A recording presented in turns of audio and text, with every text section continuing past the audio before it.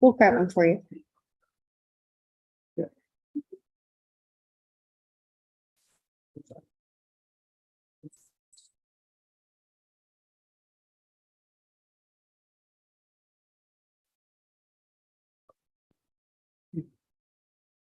We'll grab one for you. I'd like to call to order the September 14th, 2023 meeting of the town of James Island Planning Commission. This meeting has been noticed in compliance with the South Carolina Freedom of Information. Let's see, we've got Ed Steers, who is here. My name is Bill Lyon. Cindy Quinn is here. Mark Mayer, Deb Bidwell, who is our vice chair. Francis Simmons is our secretary. Christian Crane, planning director. Flannery Woods is planner 2. We have Nikki Grimble here. I think I saw the mayor, and I think that's it. Oh, I saw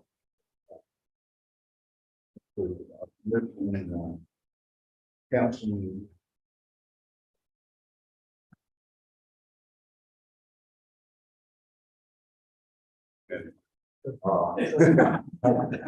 Troy Melman. A little nervous tonight, excuse me. Do we have a motion to approve the minutes from the August 10th, 2023 meeting? I do. Second. Any second? All in favor, say aye. Aye. That motion carries. We need a vote to take the current motion off the table and resume discussion. Do we have a motion for that? Second. Ed, the second. Let's see. Anyone wishing to speak in favor or opposition of the rezoning request will get a chance to speak shortly. Anybody wanting to speak in public comments, please state your name, address of record, and limit your comments to 2 minutes. Anybody?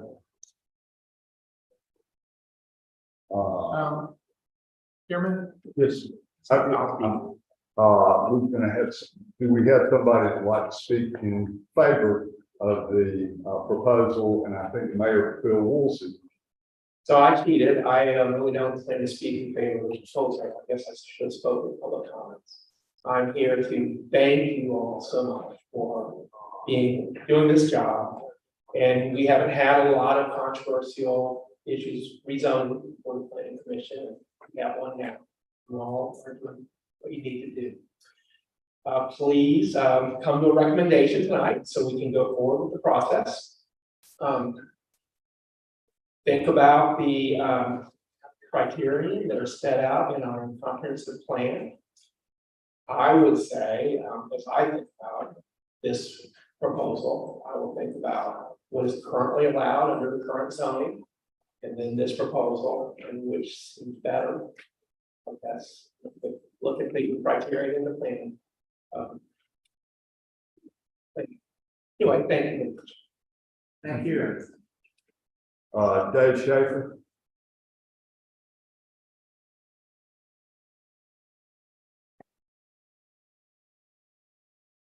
Dave Schaefer with the James Island Public Service District. I submitted the letter from Commissioner Clifford last month, and everybody got a copy of that, laying out, her case as far as being able to sell the property, use the proceeds of the sale to go back into the Signal Point facilities. If you would like a tour of the Signal Point facilities, I'd be happy to give it. It's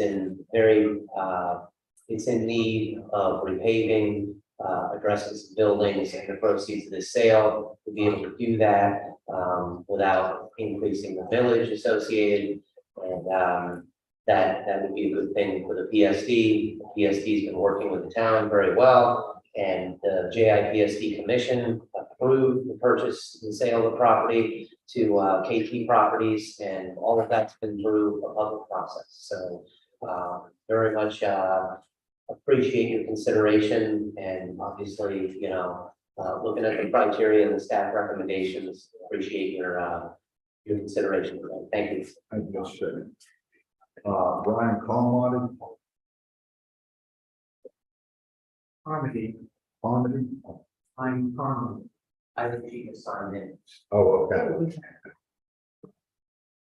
All right, Did you want to speak? I did, I thought we were. Oh, I think. now we'll have, speakers for the opposition, and, we have Mr. James Luby here.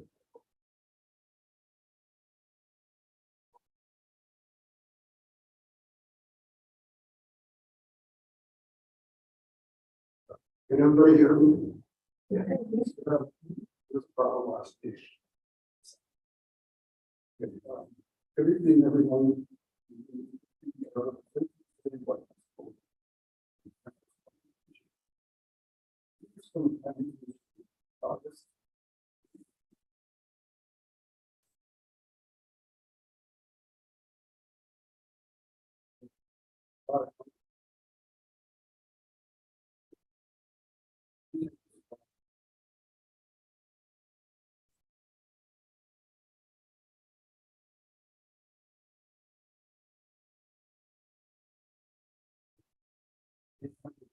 Pretty soon. My wish that these totals be corrected.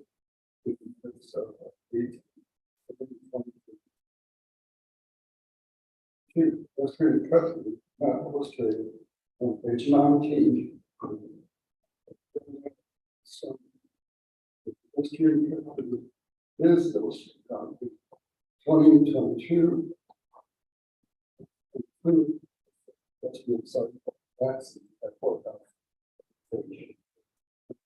23, 24, 25, 26, 27. I thought it was agreed that by the parties involved that the seller permanent fence would be constructed to divide March Park and Warehouse Plantation. The big problem is drainage. There's natural slope that can't be changed. Hills Brook Road.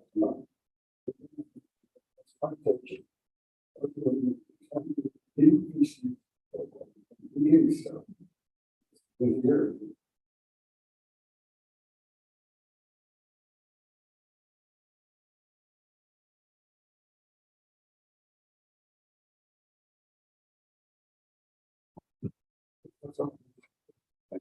Thank you, Mr. Luby. Against this.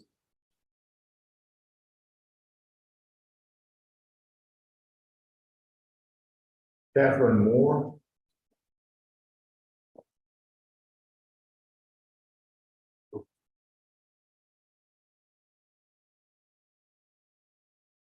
Good evening, everyone. My name is Catherine Moore. I live at 1059 Quail Drive. I am speaking in opposition against this plan. I'm going to talk fast because you've heard these points before. There are still only 3 ways off of this island. Adding 25 or 20 families is not appropriate.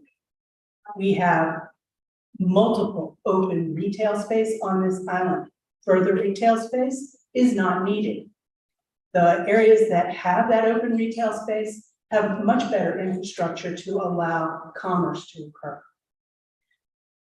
Continuing on, I did a little bit of research. The talk has been to have these 20 to 25 homes be starter homes.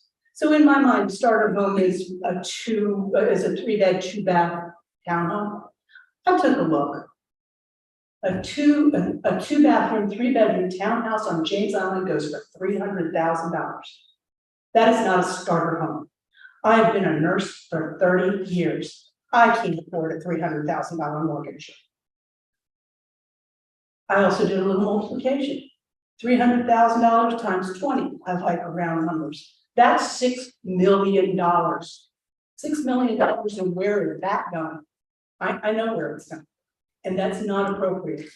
This does nothing to enhance our community, but it makes it very, very financially lucrative for the people who are in the game. I would grant that JIPSD does need some money to upgrade their things, but I think there's got to be another way. Thank you very much. Thank you, Ms. Fred Brown. Have copies of a statement, can I give it to the clerk that have a UPR? You can give it to us now.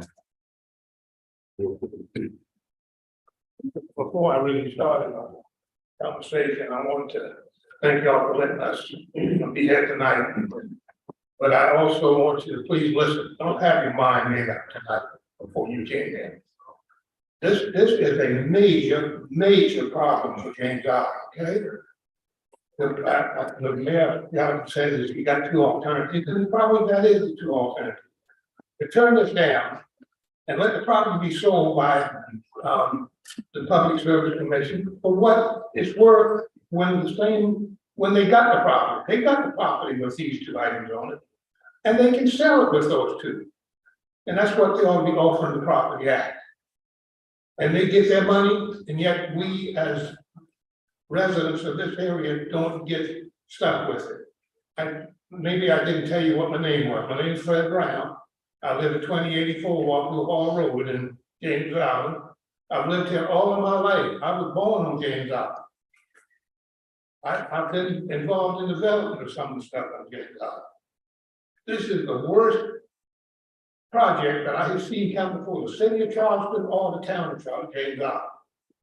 This property is telling y'all to rezone the property to make twice the commercial zoning that's already been there. In other words, if we take what the zoning is now, they're doubling.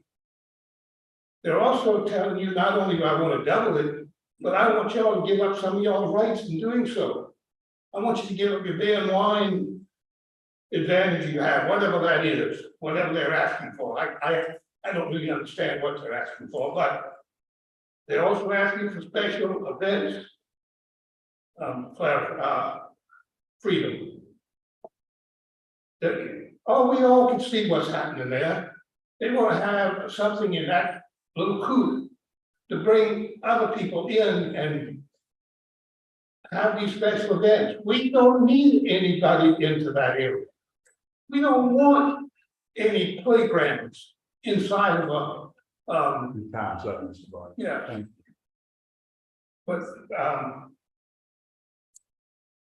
if you will, I appreciate you looking at my thing. I have one other question for all of you. We will.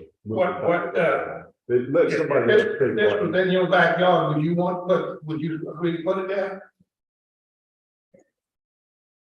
John Peters. My name is John Peters, 1301 Hampshire Road. You should have received my written statement last week on the 7th. I oppose this, I'm not for it, and I appreciate your service to our community. Thank you. Wendy Teal.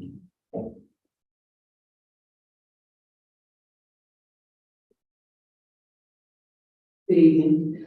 My name is Wendy Teal. I live at 1290 Hampshire Road. I am opposed to rezoning to high density. The pressure on the remaining green space on the island is too high. Downstream consequences for other neighborhoods flooding is real. Increased infrastructure traffic on Dells Bluff Road is a large concern.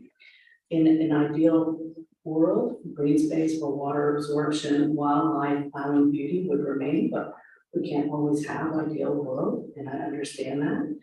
But I want to emphasize I'm opposed to rezoning to high density. While housing is needed, so is space, adequate infrastructure, natural area for water absorption, and really open spaces, lawns, single family homes, like what we see across the street at the preserve at Dells Bluff, seem to integrate into the neighborhood.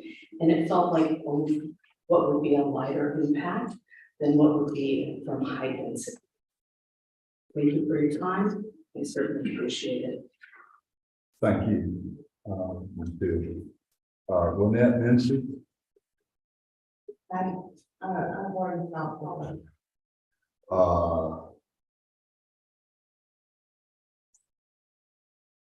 Sandrine, Yeah, I can Can hear forward. you. Okay.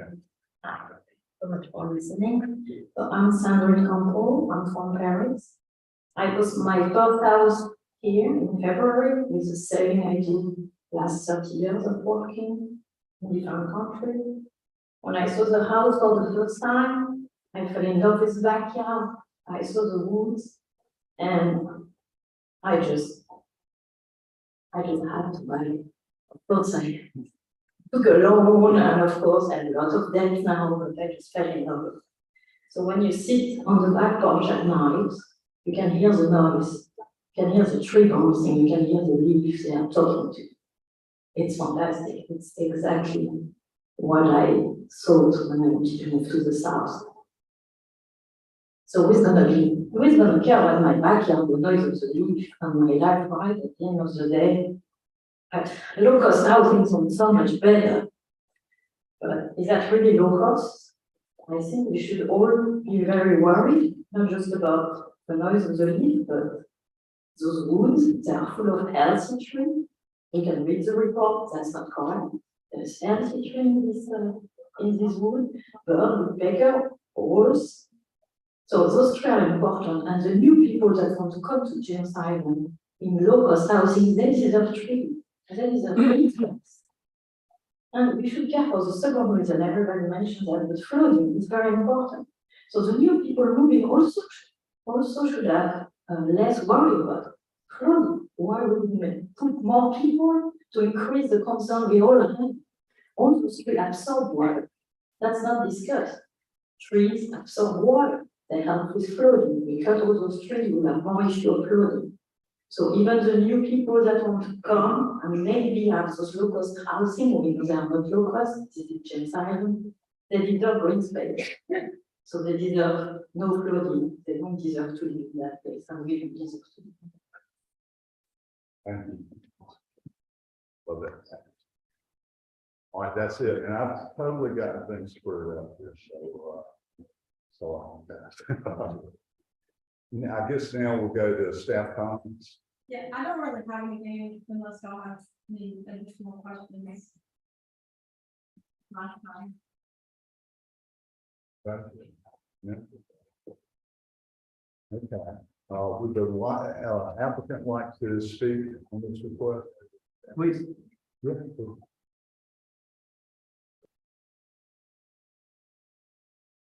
How long does he get? I'm How sorry. long does he get? 5 minutes. I'd like to make a motion. Uh, Throughout, last time we had 16 people come up and express things, and we have another group here. So to cram the answers to all these questions into 5 minutes, it might be fair, this is my motion, to give him a little more time to hit all the spots about what the talking style, what the misconceptions or the conceptions are. Usually we allow 2 minutes for rebuttal, so we can go 7 minutes. Is that long enough? Yes. I was prepared to request a few additional minutes just off the cuff, Okay. given the concerns of. All right, let's vote on that. Is everybody, That's my motion. Seconded. all in favor? Opposed? Okay, I don't know how many minutes were just approved, but 7, but you know. I'll do my best, and if need be, maybe I'll request some additional few minutes to have me answer some questions, but happy to be back here tonight. Pleased to say, I think we set a record last month. Appreciate everybody's interest in the project. A little disappointed in tonight's turnout, but who would have thought when you guys signed up, you'd be entertaining such a, what I think is a great project, but perhaps a very significant project. You know, we undertook this venture to try and produce a flagship project for this area of town. It's zone commercial, it's zone residential.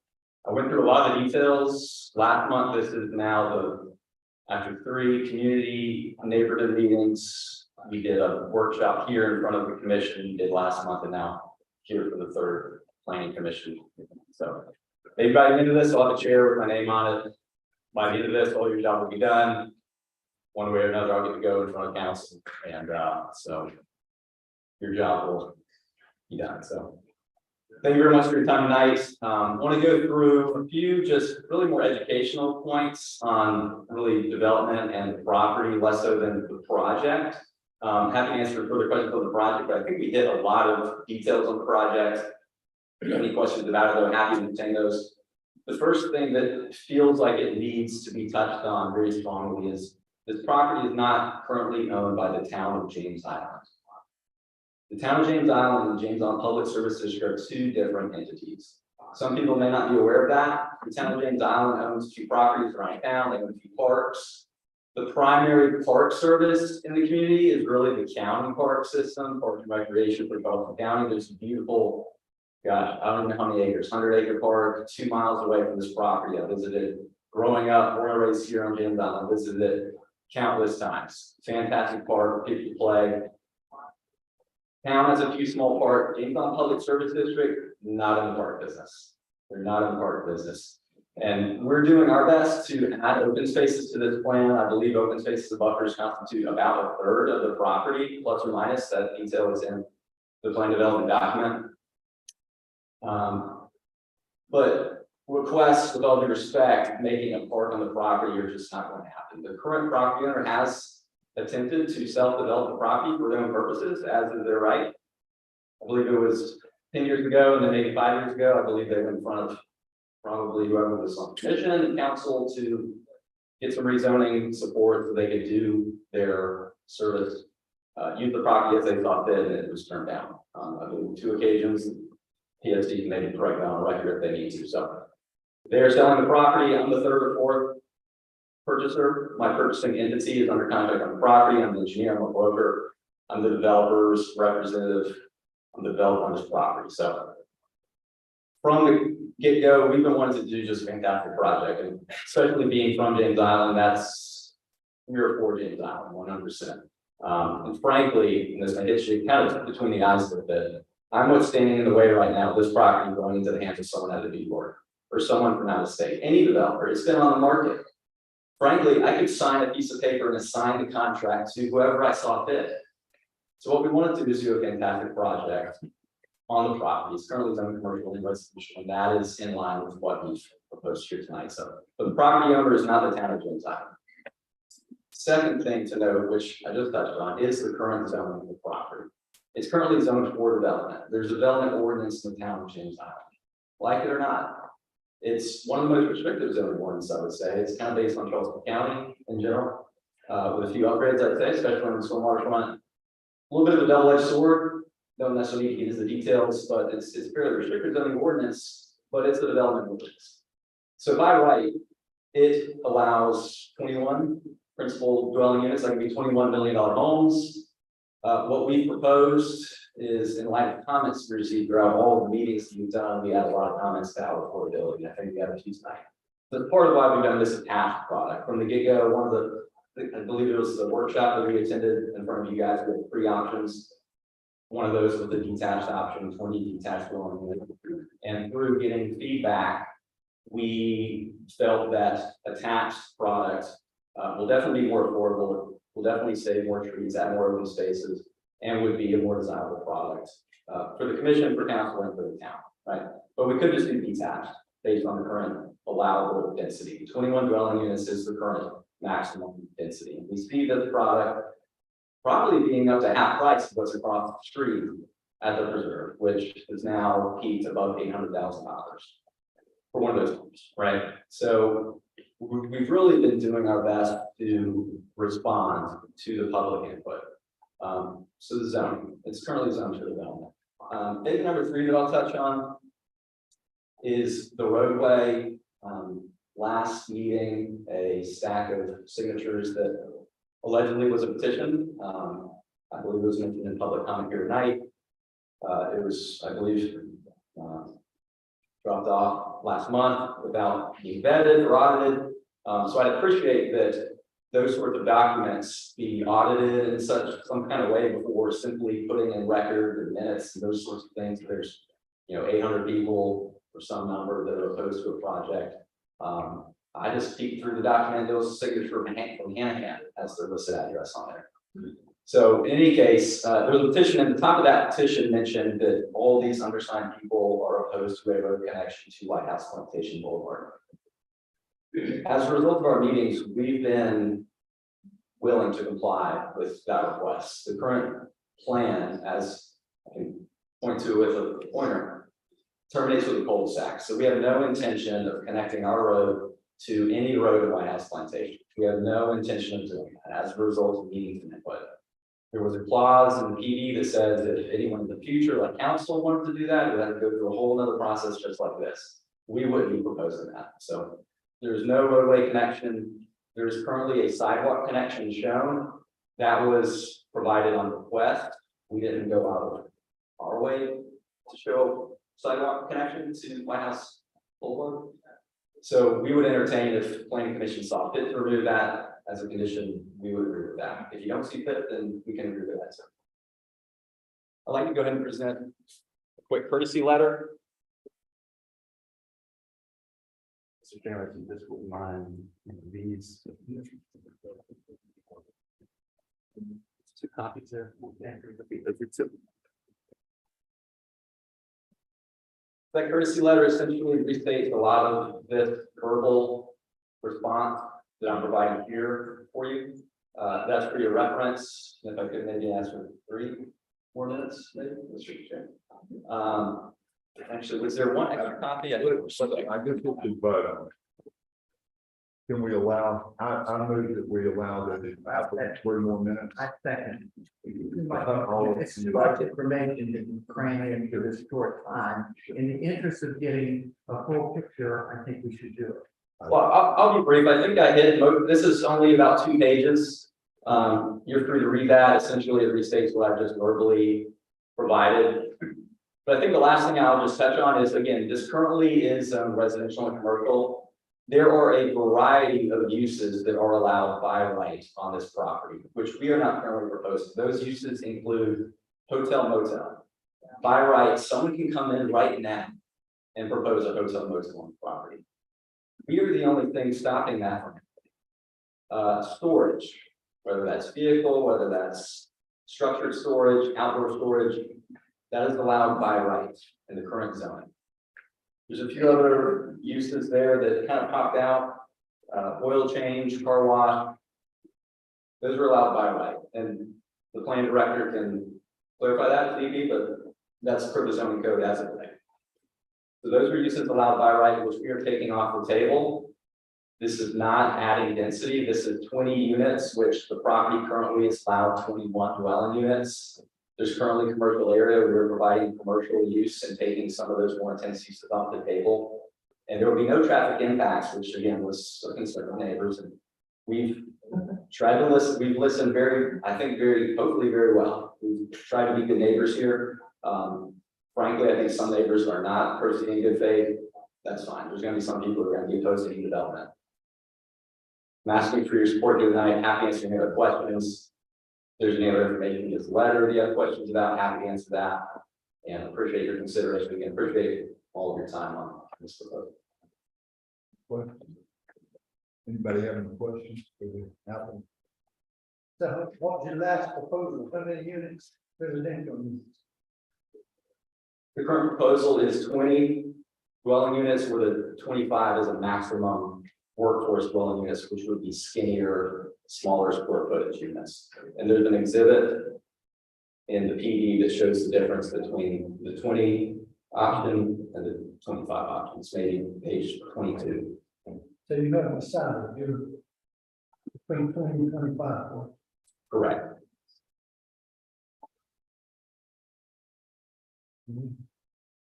Any other questions?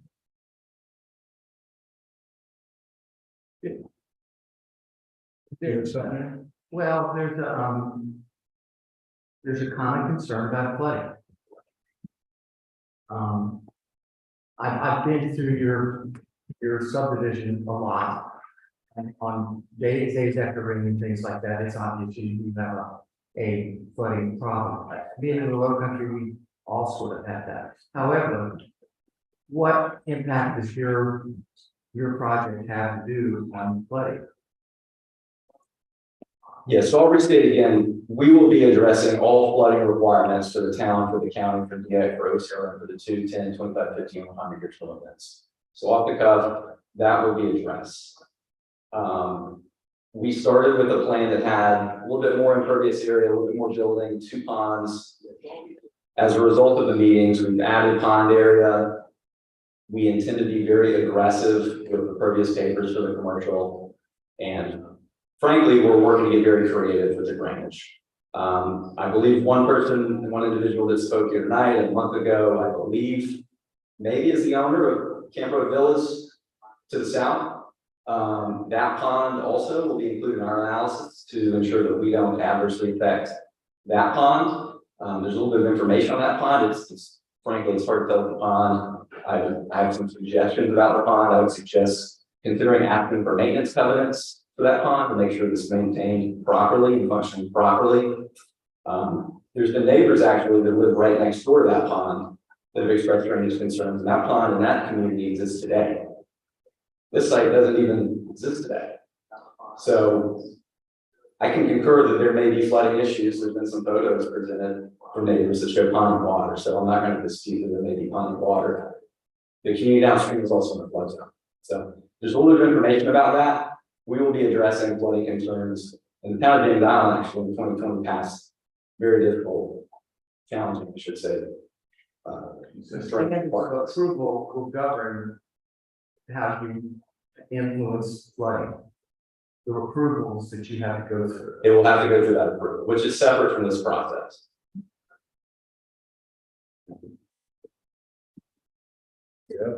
Yeah. So, when you're dealing with flooding concerns, you're dealing with them for the proposed development, and there's also the concerns of the existing development that is technically, they're saying downstream. Could you just clarify once again how your development would not add concern, would not add water to the existing development? Sure, and so to clarify, we won't be doing any changes to offsite the pond, any offsite properties to the south. We won't be doing any impacts there. The analysis will include that offsite drainage area and how it interacts with this on-site drainage area and determine if the water level will increase or decrease, essentially, at various analysis points, as determined by the town, the county, during the review process. So essentially, the analysis will have a pre-development. This is where water is rising, and a post-development after we do the road and the homes, commercial, and all 3 of the ponds, and then where offsite water is rising as a result of the development and the post-conditions. I got a question. Once you stay over this 25 minutes, and they are based on proposal right now of they have so many square foot of public space around, I guess. Who takes care of public space? Who owns it? Within the property, Yes. there'll be an HOA.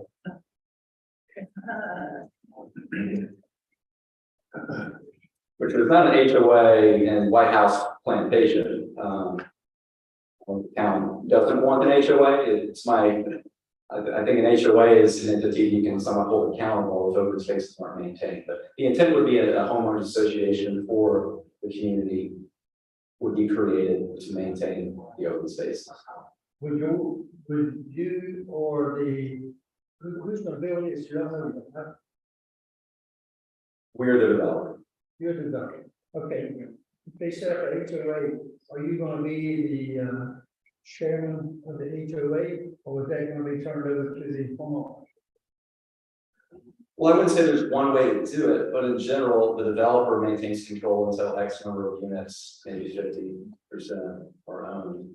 And then once the majority of homeowners own the homes, then they have a board and they make the decisions for the homeowners association entity. Is that general guideline? I didn't see it, I didn't do that over, and I didn't see anything about that. I don't know, there's HOA guidelines in the PD that, in my experience, would be unusual, but that would be the general framework we anticipate is a homeowner association would be created. And then it would be eventually turned over to the homeowners, and until there's homeowners, there's no one to be on the board to make decisions. But the general framework would be an HOA, residents pay into a fund, possibly the commercial also pays into a fund because they're also part of the same community. And the open spaces and pond get maintained. I believe the preserve is set up with an HOA, so it's somewhat similar. Could you clarify if building on slab or having a raised foundation would have any impact on water flow in the building? So we would like to have elevated slabs, which would mean the town, as I understand, has passed a floodplain ordinance where the FFP has to be 2.5 feet above the floodplain, which is fairly significant. It used to be just above floodplain, it was a foot, it was 2 feet. The town may be the only community that, as I understand, now is 2.5 feet. So that's why sometimes you see these buildings that are slab on grade and they look pretty high in the sky. Our intent would be an elevated slab, so the interior would meet that criteria, but immediately outside of the building, it would still be lower. It could be 2 feet lower, and there would be steps into the building from the front door and the garage.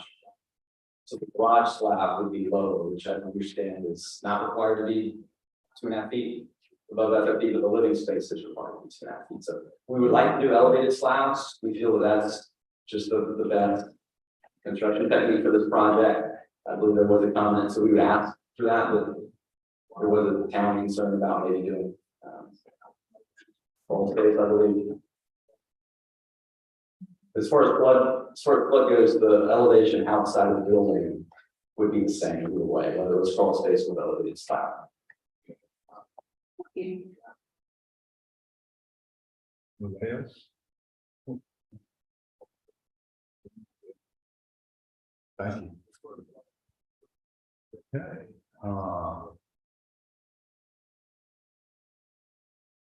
if there's no other questions, can we have a motion for the commission to enter into discussion? I'll move that we enter into discussion. Do we have a second? I second. All right, all in favor? Aye. Now we're in discussion. Close to the call. On the last page of the meeting agenda, there is a list of 4 conditions.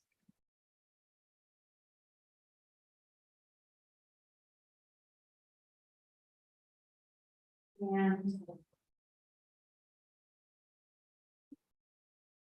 I think we've discussed all 4 of them, or at least read about them in time.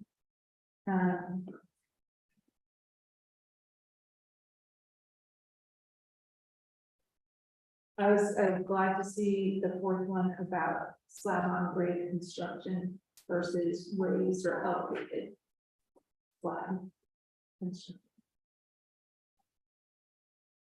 So are you saying you like that? I do. So those are conditions that the staff is recommending. Mhm. Yeah, I agree with you. I want to add a 5th. Okay, I understand the plans that I saw.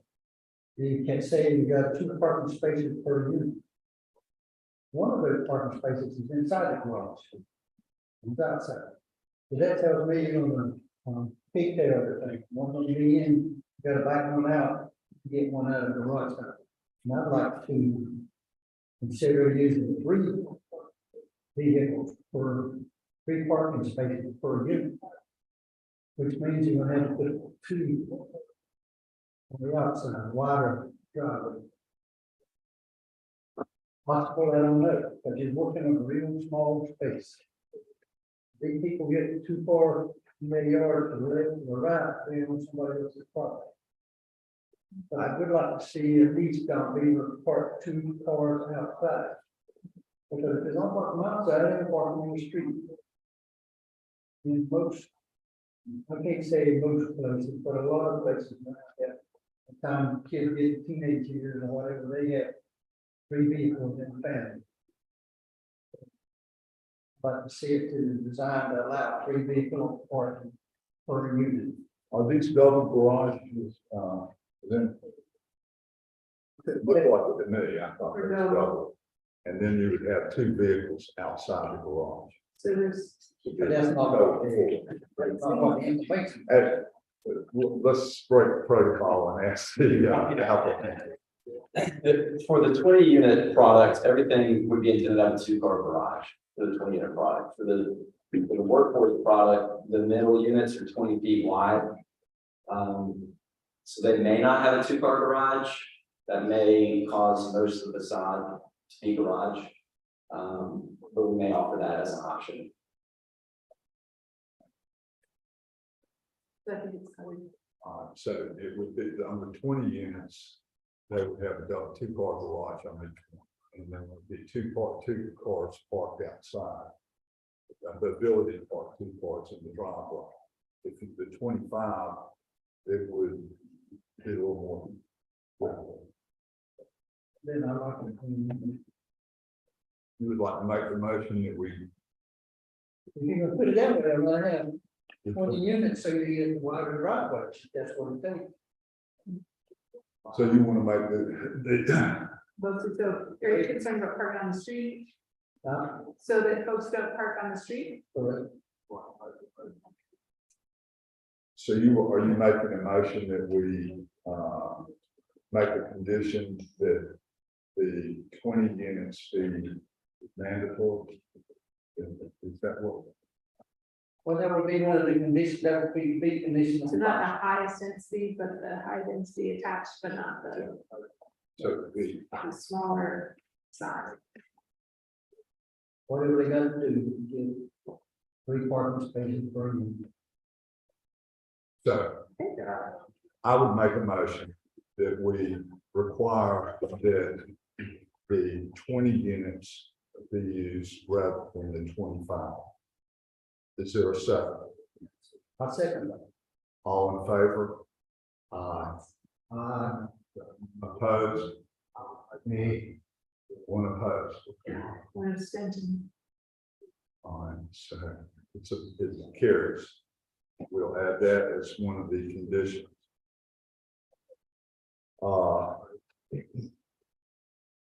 Ed, you. It's really impressive, the volume of people that you have engaged into this project. I can see there's a lot of work and, and it shows that you're passionate about your neighborhood, which is obvious. I've been through it a lot. People care about where you live. And, and of course, you've got Newburgh, New York, Brooklyn, New York. I don't know how that fits into the scheme of James Island, but it took a lot of work to get the people to approve this conference, things like that. One of the misunderstandings that have been circulated a lot, I think, is the fact that this was going to have a entry into the plantation, and you were going to be exit into the plantation. And people say, I don't want these houses going over here and driving through my neighborhood. That's not going to happen. So that's a misconception that some people had. I don't know if we had it. But it is a conception, and it changes the ballgame a great deal. If you have a constant flow of homeowners, a constant flow of commercial going through your neighborhood, I understand your concerns. But you've done a great deal of good work, and I was really concerned. Like I say, I go through there a lot and look at your houses and you live, and I see where the flooding is sometimes. And so that was a concern that I had. And I think that may be a big part of the construction and that'll be governed by, approvals and things like that. We live in the low country and we have this issue, but, like to compliment you all on your hard work and your love for your town and the, island. Deb, Thanks. Mark? I'm fine. Is anything else? Okay. I'll just say this, I think we've all really struggled over this and we're trying to make the correct decision, so I hope everybody understands. Would you take the, poll? Who- Would you call the roll, please? Bidwell, Deb, yes. I'm sorry. You did not make a motion. Oh, Oh, we have to follow. oh, we have to make a motion. Yeah. Okay, I move that we, vote on the, Marsh Walk Village Plan Development. Do I have a second? I would like to make a second and a friendly amendment that the approval of this request comes with the following conditions. Number one, the applicant must provide an updated letter of coordination from the DHEC OCRM as part of land disturbance permitting before any zoning permits can be issued. Number two, the applicant must provide a letter of coordination from the South Carolina Department of Transportation. Number three, remove allowance for beer, wine, and alcohol sales without the need for a special exemption from the BZA. Number four, remove the sentence that allows slab on grade construction, prohibits slab on grade construction in the residential area. And the fifth addition was that the small workforce housing, that the highest density unit is not allowable. All in favor? I second that. All in favor? Aye. And, now we'll vote on, now if you'll call the roll for Ms. Francis. Commissioner Bidwell, Yes. Commissioner Moss, Yeah. Commissioner Clayton, Yes. Commissioner Spears, Yes. Chairman Moore. No.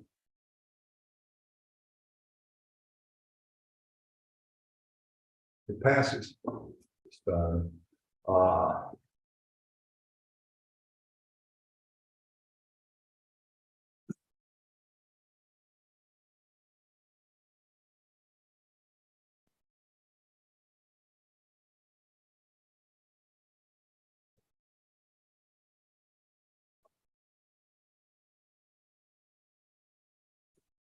I don't have any comments other than to thank everybody for all the hard work you did.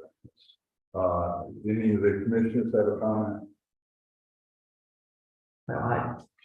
It's moving on to the council, we're going to do that regardless. It ultimately been in their hands, hopefully we've done a good job of good stewardship of trying to give them a reasonable, plan for us. All right, if there's nothing else, then I call this meeting adjourned. Thank you so much.